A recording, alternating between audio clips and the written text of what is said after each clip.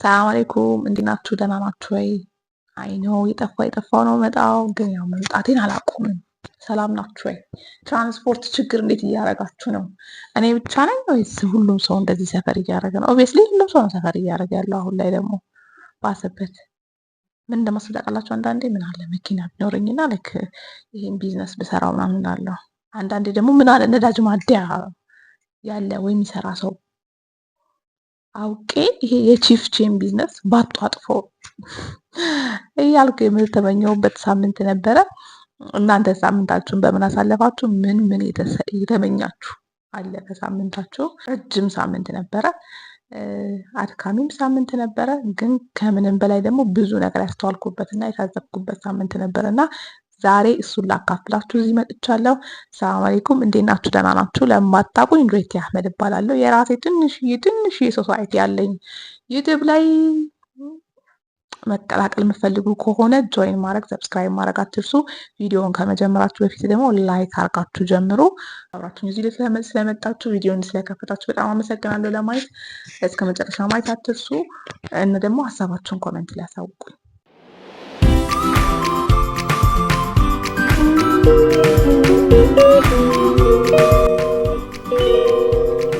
ነግራቸው እንደሆነ አላውቅም፣ ግን ረመዳን ውስጥ ብዙ ዱዓ አድርጌያለሁ። ላይክ ኦብቪየስሊ ብዙ ዱዓም ሁሉም ሰው ያደርጋል፣ ግን እኔ በተሻለ መልኩ ነው የሚባለው በጣም አስፈልጉኛል ብዬ የማስባቸውን ነገሮች ሁላ አንድ በአንድ አላህን ጠይቄያለሁ እና አብዛኛው ከረመዳን በፊት የጠየኳቸው ጥያቄዎች በረመዳን ተመልሶልኛል።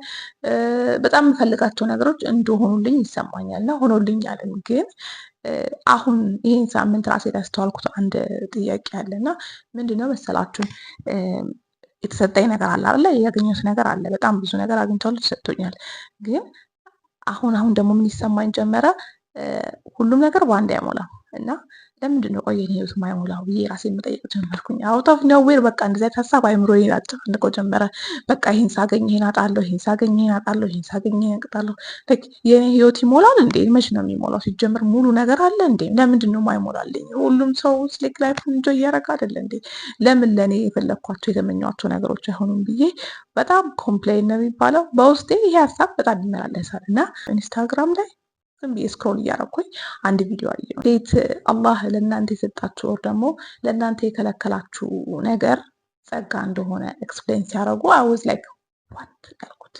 አሁን ለምሳሌ ሁሉም ዓለም እኛ የምንኖርበት ዓለም ጀነራሊ የምፈልገው ከኛ የሚፈልገው ሁሉም ነገር ነው። ጥሩ ፐርፌክት የሆነ ስራ፣ ፐርፌክት የሆነ ሪሌሽንሽፕ፣ ትዳር፣ ፐርፌክት የሆኑ ልጆች፣ ፐርፌክት የሆነ ቤት፣ ጽድት ያለ የሚያምር ላይፍ ስታይል፣ በቃ ኤቭሪቲንግ ፐርፌክት ተደርጎ ተስሎ ሁላችንም የምንጣጣረው የምንለፋው ያንን ነገር አቺቭ ለማድረግ ነው እና አንዷ ከጎደለች ህይወታችን የሞላ አይመስለንም እና ህይወት ደግሞ በተፈጥሮ በባህሪ 9 ናት 10 ማትሞላ የሚባል የለ፣ ሞልታ አታውቅም። ግን አሁን ዘመን ላይ እየሄደ ያለው ከሶሻል ሚዲያ ይሁን ከማህበረሰብ ኤክስፔክቴሽን የሚሆን አንድ ሰው በሁሉም ነገር አቺቭ እንዲያደርግ ኦር ደግሞ ሰክሲድ እንዲያደርግ ይጠበቃል። ይሄ እውነት ነው ወይ? በጣም ስህተት ነው።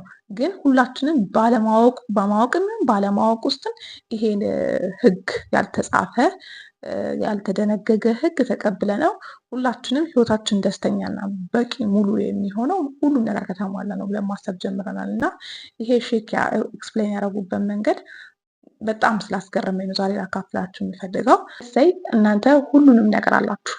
ሁሉም ነገር ህይወታችሁን ከሞላ ሁሉም ነገር ጥግ ድረስ ከመጣላችሁ እና ከደስታችሁ በላይፍ ሰክሲድ ካረጋችሁ ደግሞ እዚህ ቦታ ደርሳለሁ ብላችሁ ያሰባችሁበት ቦታ ጥግ ላይ ከደረሳችሁ ከዛ ይሄ ምንድነው የአንድ ተራራን ክላይምብ ብታረጉ አንድ ተራራ ወደ ላይ ብትወጡ ተራራው ጫፍ ላይ ስትደርሱ የምታረጉት ሁለተኛው ነገር ምንድነው? ወደ ታች መመለስ ነው።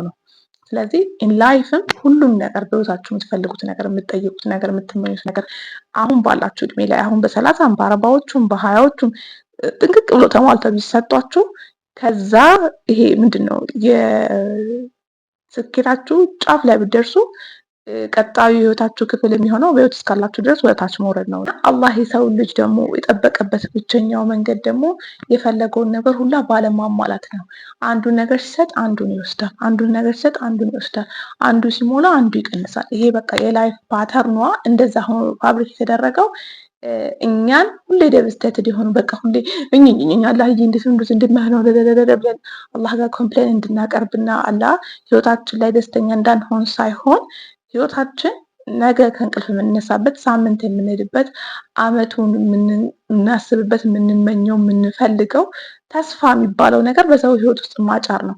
የሰው ልጅ ሁሉም ነገር ምድር ላይ ከተሞላለት እና ሁሉም ነገር ከበቃለት ምንድን ነው የሚባለው? አሁን እኔ የምፈልገውን ትዳር፣ የምፈልገውን ቤተሰብ፣ የምፈልገው አይነት ልጅ፣ የምፈልገውን አይነት ደስታ፣ የምፈልገው አይነት ስራ፣ በቃ የምፈልጋቸው ነገሮች ላይ ጥቅቅ ብሎ የሚሟሉልኝ ምንድን ነው የምፈልገው? ከዛ በኋላ ነገ ለመነሳት ሞራል የሚሆናቸው ደግሞ ይሄ ቢሳካልኝ ብላችሁ የምትመኙት ነገር የላችሁ። ሰው ልጅ ደግሞ በጣም ህይወቱ በምድር ላይ ትራይቭ የሚያደርገው የጎደለን በመሙላት ነው። እኛ እናስበዋለን፣ ጉድለትን እንደ መጥፎ ነገር እንመለከተዋለን እንጂ በእኛ ህይወት፣ በእኔ በእናንተ በሁላችን ህይወት የሆነች ነገር መግዶላ የህይወታችንን ጣዕም ነው የምትጨምርልን። ምክንያቱም ነገ ከነገ ወዲያ ያ ነገር ተሳክቶ ሆኖልኝ ብላችሁ ኤክስፔክት የምታደርጉት ተስፋ የምታደርጉበት ቀን አለ ወደፊት ማለት ነው። እና ዛሬን ብቻ ለመኖር ሳይሆን ነገንም ለማየት ትጓጓላችሁ ማለት ነው። እና አላህ የፈለጋችሁትን ነገር ሁላ ከሞላላችሁ ይሄ የነገ ጉጉታችሁ ዜሮ ይሆናል ማለት ነው። ላይፍ ፐርፐዝለስ ትሆናለች። ያ ስለዚህ ምንድን ነው የሚለው እሱ አላህ የምፈልጉትን ነገር ሁላ ባለማሟላት ውስጥ ከሱ ብቻ የሆነ ጸጋ አለ። አላህ በጣም ከሚያስፈራ ሰው ልጅ ቢደርስበት በጣም ከመጥፎ ቦታ እየጠበቃችሁ ነው። ሌላኛው ነገር ደግሞ የምትፈልጉት ሁላ ነገር ቢሟላላችሁ፣ ሁሉም ነገር በቃ እስከ አፍንጫ እስከፈለጋችሁ ድረስ ቢሰጣችሁ ሁለት ነገር ዲስትሮይ ያደርጋችኋል። አንደኛው የሰው ምቀኛ፣ የምቀኛ የሚባለው ነገር አለ አይደለ? ኦብቪየስሊ አለ። የምቀኛ አይን ዲስትሮይ ያደርጋችኋል። ሁለተኛ ደግሞ የእናንተ ኩራት ራሱ ያጠፋችኋል ነው። በጣም በራሳችሁ ስትቃቁና ልክ ታልፋላችሁ። ሁለተኛ ደግሞ ሰዎች ኤክስትሪምሊ በእናንተ ይቅናሉ። አንዳንዶቻችን በጣም የሚያምር ህይወት ነው ያለን። በጣም አሁን ለምሳሌ እኔ የምታስበው የሆነ ኳሊቲዎችን ብነግራችሁ ዋው አንቺ በጣም ደስ የሚል ላይፍ ነው ያለሽ ትሉኛላችሁ። ግን አደሳይም ታይም ደግሞ የጎደሉኝን ልክ ያልሆኑ የህይወት ክፍሎች ስነግራችሁ ያንቺን ህይወት እንኳን አልመኘውም ትላላችሁ። ለምን መሰላችሁ እንደዛ የምትሉት? ኢትስ ላይክ የተሟላው ብቻ ሳይሆን የጎደለውን ነገር ስታውቁት የሰውየውን ህይወት መመኘት ታቆማላችሁ።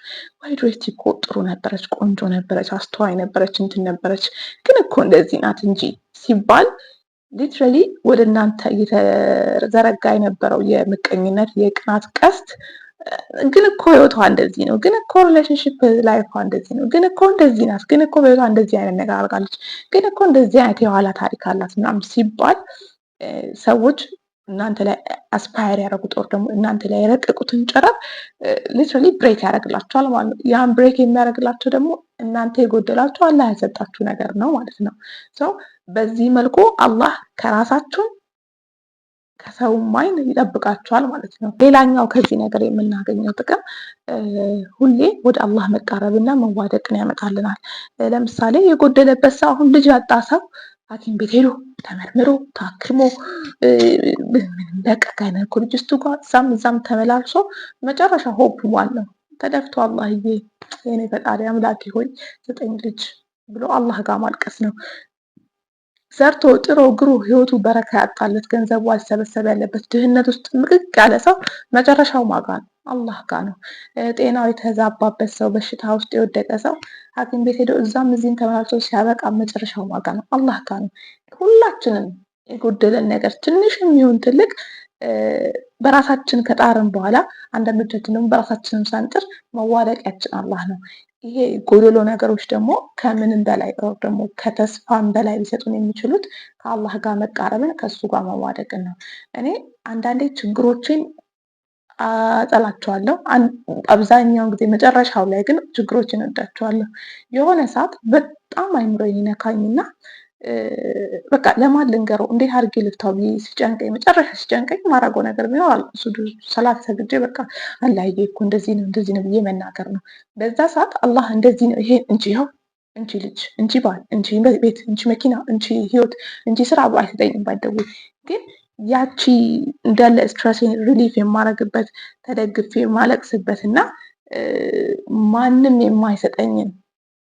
የማይሰጠኝን የመንፈስ መታደስ የሚሰጠኝ ከአላህ ጋር ሳወራ ኦር ደግሞ ለአላህ ችግሬን ስናገር ብቻ ነው። ሰው እሱ ኮኔክሽን ደግሞ ኤቭሪዴይ በቸገራችሁ ቁጥር አላህ ጋር እየሄዳችሁ የምታለቅሱ ከሆነ በቸገራችሁ ቁጥር በከፋችሁ ቁጥር አላህ ጋር እየሄዳችሁ የምትነግሩት ከሆነ የሆነ ጊዜ ላይ ቢሞላም ባታጡም ብታገኙ ምንም ብትሆኑ ከአላህ ጋር እንደዛ መገናኘት እንደዛ ቁጭ ብሎ ማውራት እንደዛ ልብ መሻሩን ትመኙታላችሁ እና ህይወታችሁ ካልሞላላችሁ ወር ከጎደለባችሁ አላህ ለእናንተ ማጉደል ፈልጎ ሳይሆን እነዚህን ሁላ ጸጋዎች ወደ እናንተ ህይወት ሊያመጣ ፈልጎ ነው ማለት ነው። ህይወታችሁ ይሄን ነገር የለኝም እኮ ይሄን ነገር አጥቻለሁ፣ ይሄ ነገር ቢኖረኝ ኖሮ ለምንድን ነው ይሄ ያልኖረኝ ብላችሁ እያዘናችሁ እየከፋችሁ የተቆጫችሁ ወር ደግሞ መች ነው የኔ ህይወት የሚሞላው ለምንድን ነው ሁሌ እንደዚህ አይነት ህይወት ምኖረው ብላችሁ በራሳችሁ እያዘናችሁ ከሆነ ለሚቴል ዩ ሰምቲንግ የእናንተ የጎደለው የትኛውም የጎደለው ህይወት ፓርታችሁ ለእናንተ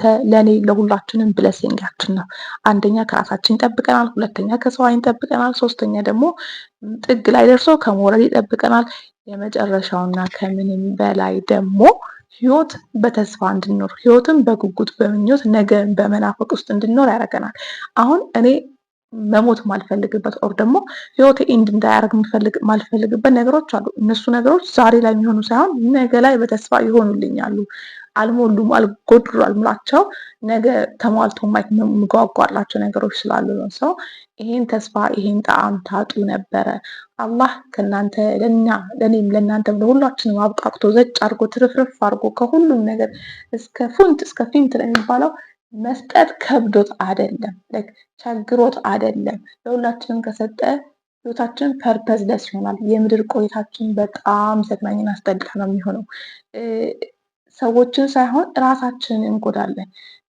መስጠት ብቻ ሳይሆን አለመሰጠትም አንዳንዴ ከአላህ የሆነ ጸጋና ፍቅር እንደሆነ እንድትረዱ ፈልጋለሁ። ስላዳመጣችሁኝ አመሰግናለሁ። እንኳችሁ ይህን ቪዲዮ ላይክ ማድረግ አትርሱ። አዲስ ከሆናችሁ ደግሞ ሰብስክራይብ አድርጉ። የገባኝን የተረዳሁትን የሰማሁትን ነገር የመጣው ማካፍላችሁ ይሆናል። አሰላሙ አለይኩም። መልካም ሳምንት ይሁንላችሁ። ደግሞ ዱዓ አድርጉልኝ ኔክስት ዊክን በዚህ ሰዓት እንድንመለስ ማለት ነው። ያ ደህና ሁኑ።